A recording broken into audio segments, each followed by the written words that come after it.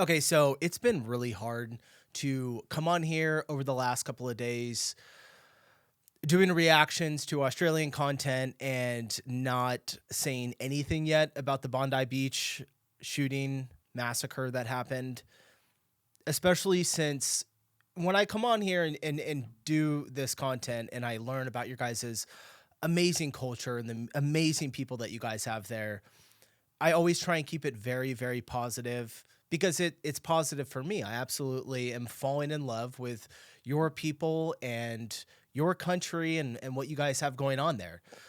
So when I woke up on a Sunday morning and saw the news, I was absolutely heartbroken.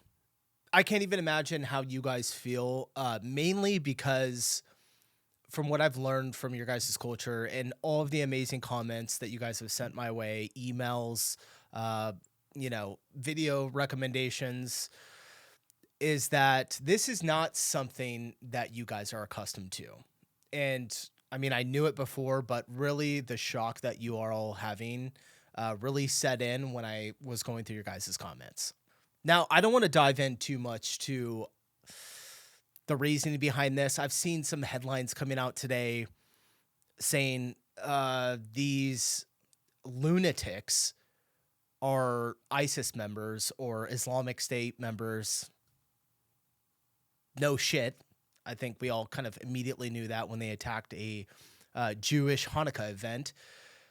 We are learning new details about the two shooters.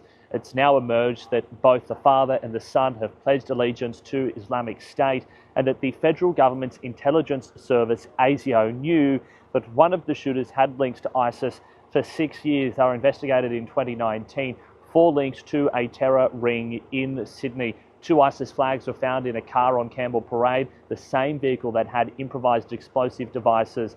Police have stood up a massive operation here in Sydney this morning. There are dozens of officers here, hundreds across the city, keeping everyone safe at this time as the community tries to come to terms with what happened here.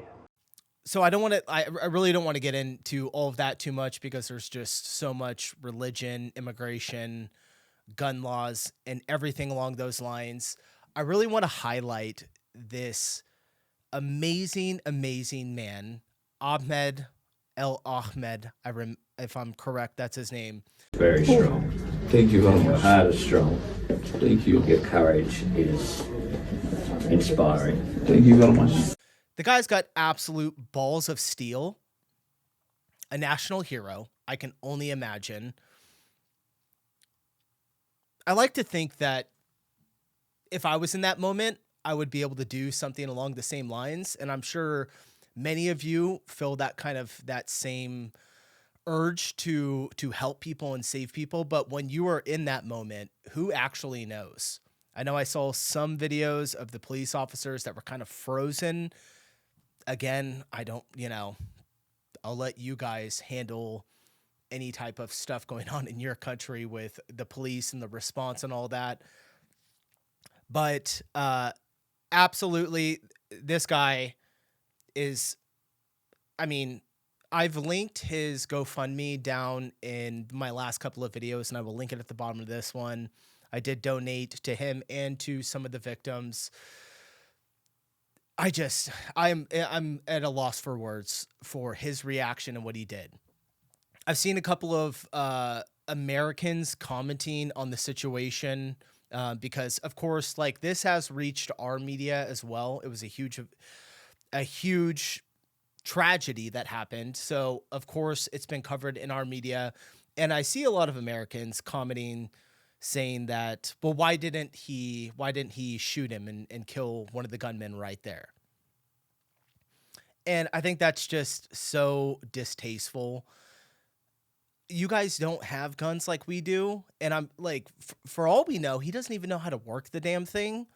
Apparently he's never shot a gun or held a gun in his whole life. So I would imagine probably what happened, because these aren't just like guns that you can just pick up and just pull the trigger and shoot.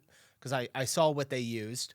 These are rifles, bolt action rifles, that if you don't know what you're doing, it is extremely hard and can be an extremely confusing, high temperature situation, adrenaline pumping. So I don't put any discount on him for not doing that, as some of the things I've seen, not from you guys, everyone over in Australia has been really supportive of this fine man. And I just really want to highlight him. It's you know, apparently there were also I believe two other Aussies that tried to stop it and did tragically lose their lives in the process. The pictures are as heartbreaking as they are confronting, but the story needs to be told. You can see behind me the pedestrian bridge where the gunman sat on Sunday afternoon firing off those shots at the assembly of Jewish people. But just before that outbreak of shooting began, we have a moment captured on dashcam video by a driver coming down here, Campbell Parade. We'll play it for you now. On that dashcam video, you can see that what appears to have been the two gunmen have just parked their car, that silver grey Hyundai Elantra, on the side of the road, and they've just got out of the car with their guns, with their ammunition. They're confronted by two people. One, an older gentleman who seems to have challenged the older of the two shooters, the father, Sajid Akram. They've got into a bit of a struggle. You can see on that video there that somehow the older gentleman has managed to get that gun, that long arm rifle, off the gunman. The car then moves beyond the shop, but we're looking now at other shots and other information that we have. It appears that then that gunman, the older gunman, Sajid, has had a second weapon and turned it on that heroic bystander and taken his life, and also the woman, the female that was with him there. The two of them later seen, their bodies beside that Hyundai car. It's just, this all just pisses me off so much. All I have to say is that these lunatics that are going out, because it's not just Australia, it's happening in Europe, it's happening in America, these attacks against people who are just trying to live their lives. These people are going to find a way to do it regardless of whatever type of gun laws we have. Take, for example, the CEO that was gunned down in New York City. What was that, like 6 months ago? I'm sure you guys probably might have heard about that. The United Healthcare CEO was shot with a 3D printed gun. In the meantime here, we want to talk about the issue of ghost guns, the weapon at the center of this story. Remember, all last week when this story broke, we had been talking because it was seen in the video of that dramatic video of the moment the shooting took place. Well, what kind of weapon was that? And where did the shooter get the weapon? Well, we're learning from law enforcement that they believe it is a ghost gun, possibly assembled from a 3D printer.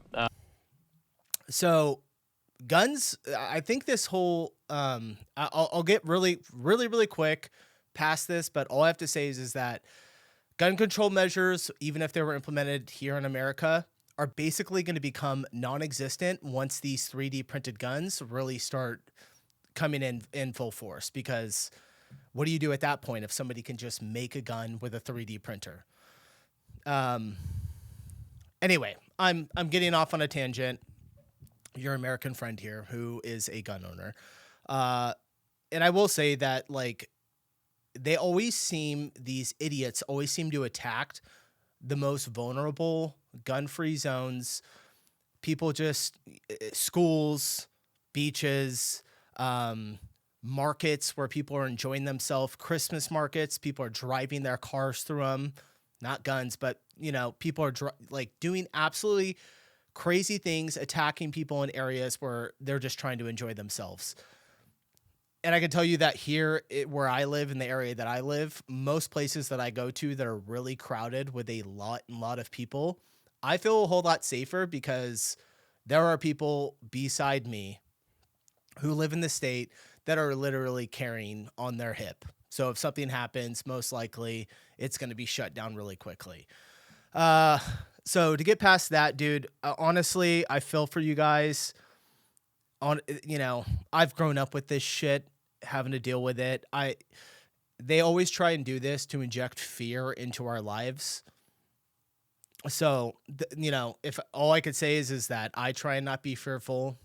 I don't try and shy away from going to something I want to go to just because I'm afraid that something's going to happen to me. So these things happen. Let's come together. Absolutely love you guys. I feel a real connection to your guys' country, your people. I'm not here. I'm not a politician. I don't make the rules. I don't know what's going on. I'm trying to live my life, raise my kids. And I know all of you guys are trying to do the same thing. It's just a fucked up world, man. It is absolutely a fucked up world. And there are really good people just like Ahmed who step in and risk their lives. Fucking balls of steel. Absolutely amazing. Love to see it. And the other that lost their lives. And I don't even know. I really just wanted to hop in here really quick and just let you all know that I love you all. Try and hopefully I can bring some laughter and some positivity to your lives every day. And hopefully come hang with you all one day and have a beer and hang out and just enjoy what you guys got going on.